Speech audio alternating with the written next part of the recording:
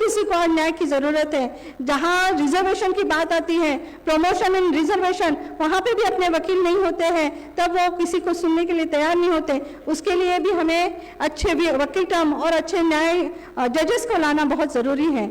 उसके बाद में अगर आप देखे जाएंगे, जो रामभूमि का मुद्दा उठा, उसमें भी जब वो रिव्यू के लिए आ गई पिटीशन, वो रिव्यू पिटीशन में भी ये देखा गया कि वो विद कॉस्ट डिसमिस की गई है। ऐसे कई मुद्दे हैं जिसके लिए हमें आज आप सबकी साथ की ज़रूरत है। हमें भी आगे आज सोचना है कि हम जुडिशरी में जाए, हम आपको न्याय दिलाए और हमारे सारे संगठन को और हमारे सारे लोगों को न्याय मिले। जय भीम, जय मूल्यवासी, जय संविधान। जो राष्ट्र के क्रांतिकारी है, महामानव है, उन सबको मेरा त्रिवार नमन। और जो भी आयोजक है उनको मैं धन्यवाद देती हूँ कि उन्होंने मुझे आज यहाँ आमंत्रित किया।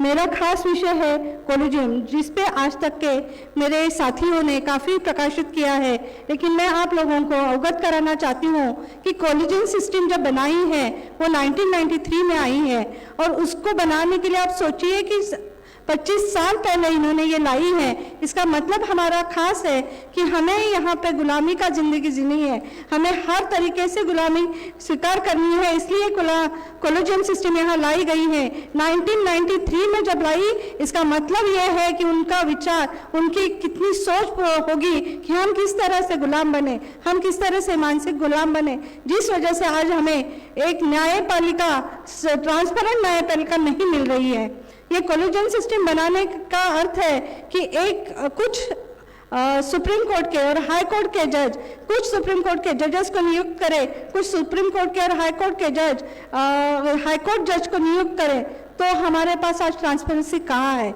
अगर हम ये न्याय व्यवस्था पे विश्वास नहीं कर सकते तो हमारा किस पे होना चाहिए, ये महत्वपूर्ण बात है। हमें अगर आज अवगत कराने हैं तो संवैधानिक मौलिक अधिकार देखने हैं। आर्टिकल 12 कहता है कि हमें स्टेट से लड़ना है। आर्टिकल 13 जो आज मनुस्मृति जलाई गई, उसका दिन है अगर हम उस पर बात करें, लेकिन हमें न्याय कहाँ मिलेगा? हमें न्याय तो आखिर इन्हीं लोगों के पास जाना है। तो आज हम इस जो संवैधानिक हक मानने जहाँ जाते हैं, क्योंकि हमारा आधार ही संविधान है, हमारा जो मूलभूत अधिकार है वो संविधान से है। बाबा साहब अम्बेडकर ने जब इसको बनाए तो हम जन सामान्य मूल निवासी बहुजनों को देख के ही इसको बनाया गया है। जब हमारे अधिकार मांगने हैं, हमें उसके लिए लड़ना है, तो हमें कहाँ जाना पड़ेगा? आर्टिकल 32 और आर्टिकल 226 हमें कहते हैं कि आपके साथ कोई अगर अन्याय सरकार कर रहा है, सरकार के खिलाफ में आपको अगर खड़ा होना है तो हमें न्यायालय में जाना है। न्यायालय में जाने के लिए अगर सुप्रीम कोर्ट में जाना है तो आर्टिकल 32 यूज करना पड़ता है। अगर हमें हाई कोर्ट में जाना है तो 226 और 227 करना पड़ता है। इन सब के लिए हमें अगर जाना है तो न्याय लेने के लिए हमें न्यायालय में जाना पड़ेगा। लेकिन जब हम देखेंगे कि न्याय प्रकृति जो है, नियम जो भी प्रक्रिया है वो ट्रांसपेरेंट नहीं है। इसका उदाहरण मैं आपको ये देना चाहती हूँ कि जब आप हाई कोर्ट में खड़े होते हैं, जब आप सुप्रीम कोर्ट में खड़े होते हैं, तो वहाँ पे 2 लॉज चलते हैं। ये मैं बहुत क्लियरली बता सकती हूँ आपको कि वहाँ 2 कौन से लॉ चलते हैं। वहाँ पे एक केस लॉ चलते हैं और फेस लॉ चलते हैं।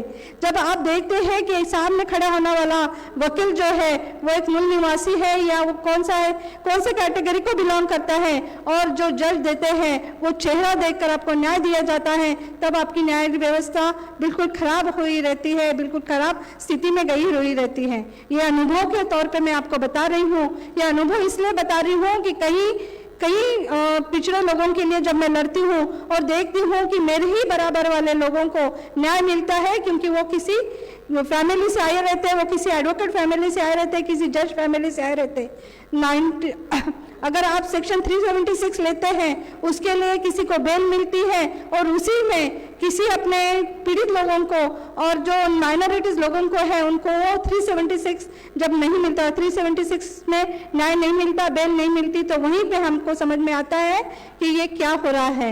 यहाँ पे हमें पता चलता है कि जब उनकी डिस्क्रिशनरी पावर आपको बता दूं कि न्याय में जो न्यायमूर्तियों को एक पावर दिया जाता है जिसको डिस्क्रिशनरी पावर बोला जाता है, वो यूज करने का जो एक प्रावधान है संविधान में, वो यूज सिर्फ अपने लोगों के लिए किया जाता है, क्योंकि वहाँ पे फेस लॉ काम आता है, केस लॉ काम में नहीं आता है।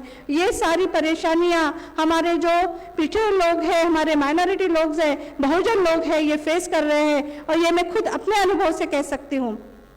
जिस दिन हमारे कोई लोग उस जुडिशरी में जाएंगे, उस जुडिशरी में जाने के लिए हमें अपने लोग साथ देंगे, तब हमारे पास में एक अनपार्शल, बिना किसी मतलब निपक्ष वाला ऐसा जुडिशरी सिस्टम आएगी। उसके लिए जो काम करना है वो हमारे लीगल एसोसिएशन, प्रोफेशनल एसोसिएशन है, वो आज काम करना शुरू कर दी है। ये मैं आपको खास तौर पे बताना चाहती हूँ, मैं जो अवगत कराना चाहती हूँ कि इस तौर में हमारा काम शुरू हो चुका है। हमें आज इस संगठन की मदद की ज़रूरत है, ताकि हम हर एक निचले हिस्से से और ऊंचे हिस्से के लिए आज हम न्याय दे सके, हम उनके लिए न्याय के लिए लड़ सके। अगर आप हमारी अगर साथ देंगे, हम आगे बढ़ेंगे, आपके साथ से ही हम आप ही को न्याय दे सकेंगे। और हर किसी को न्याय की ज़रूरत है। जहाँ रिजर्वेशन की बात आती है, प्रमोशन इन रिजर्वेशन, वहाँ पे भी अपने वकील नहीं होते हैं, तब वो किसी को सुनने के लिए तैयार नहीं होते। उसके लिए भी हमें अच्छे वकील टर्म और अच्छे न्याय जजेस को लाना बहुत ज़रूरी है। उसके बाद में अगर आप देखे जाएंगे, जो रामभूमि का मुद्दा उठा, उसमें भी जब वो रिव्यू के लिए आ गई पिटीशन, वो रिव्यू पिटीशन में भी ये देखा गया कि वो विद कॉस्ट डिसमिस की गई है। ऐसे कई मुद्दे हैं जिसके लिए हमें आज आप सबकी साथ की ज़रूरत है। हमें भी आगे आज सोचना है कि हम जुडिशरी में जाए, हम आपको न्याय दिलाए और हमारे सारे संगठन को और हमारे सारे लोगों को न्याय मिले। समय का कम समय होने की वजह से मैं अपना यही विराम देती हूँ और मुझे आयोजक ने बुलाया, इसके लिए मैं धन्यवाद देती हूँ। जय भीम, जय संविधान।